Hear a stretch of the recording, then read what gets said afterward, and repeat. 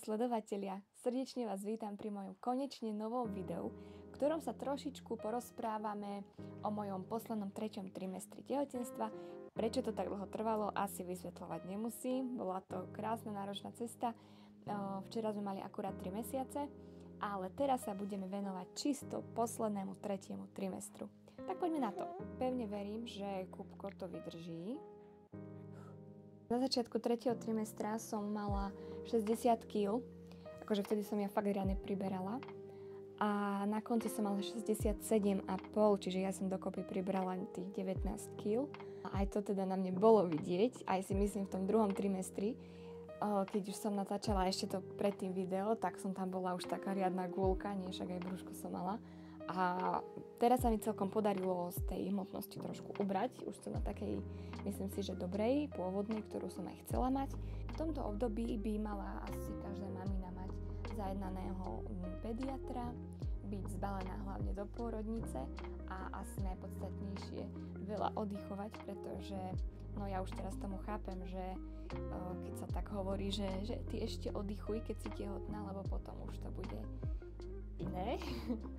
A je to naozaj pravda, no ja som si myslela, že to bude jednoduchšie s babetkom, myslela som si, že ho položím do postielky alebo do kočíka a on proste bude spať. No a čo sa tak zmenilo v tom mojom 3. trimestri, tak napríklad to bolo to, že som musela dať prstenie z rúk dole, zásnubný aj obrúčku, proste už som bola taká napuchnutá neskutočne, že som si to musela dať dole a teraz už sa mi podarilo nasadiť obrúčku.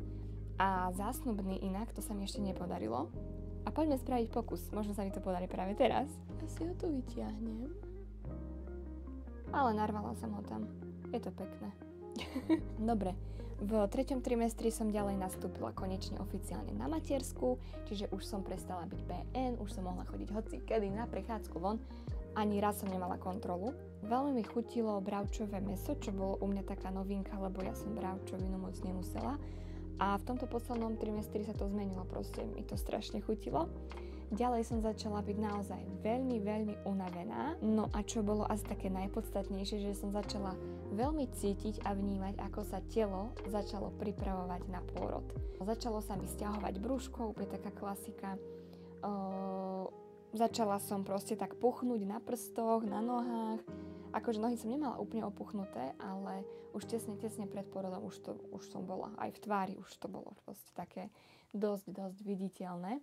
Ďalej, čo sa stalo medzi týmto obdobím, tak to bolo to, že sme ukončili predpôrodné kurzy, ktoré nám, akože dali nám dosť. Nemôžem povedať, vlastne nám to robila pôrodná asistentka z Banskobystrickej pôrodnice, takže ja som bola veľmi šťastná, že to bude proste asistentka, ktorú tam možno že aj uvidím. Nakoniec som sa dozvedela, že ona je iba na tom rizikovom oddelení, takže tam som sa nedostala našťastie, takže sme sa nevideli.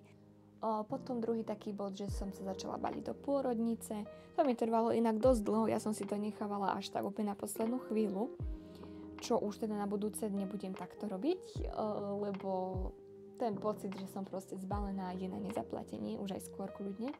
No a posledný bod, proste som sa začala pripravovať na čo najjednoduchší pôrod. Robila som si rôzne afirmácie, proste som sa hlavne psychicky na to snažila pripraviť, že to bude krásne, že to bude ten najdokonalejší zážitok v mojom živote, aj bol. Ako som povedala, masáž rádze, strava, to som napríklad sa snažila jesť tie ľanové semienka, potom rôzne ovocie, čaje. Strašne mi začalo chutiť, však to tu mám aj napísané, melón. Ja som vtedy každého doma otravovala, že nech mi kúpi nejaký melón, lebo som na to čakala celé tehotenstvo. Proste neviem, melón mi vtedy išiel. Čerešne, bola proste tá letná sezóna, hej, týchto ovocí, takže ňam. Potom mliečne výrobky, to som si na tom frčala asi fakt celé tehotenstvo, že proste mlieko, to som musela mať každý jeden deň. Toasty.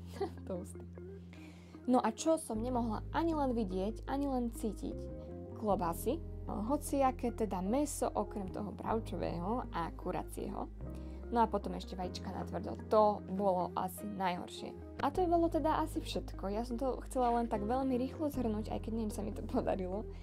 A na budúce by som vám teda veľmi rada porozprávala niečo o mojom pôrode, ale dneska asi teda nie je úplne najlepší deň proste. Každopádne vám odporúčam kúpiť si takýto denníček tehotenský. To by bolo asi všetko a my sa na vás budeme veľmi tešiť v ďalšom videu. Zázrak je to, že sa mi vôbec podarilo natočiť toto video. Odškrtávam si posledný 3. trimester. Majte sa krásne a želám vám ešte krásny požehnaný deň bez plakania. Ahojte!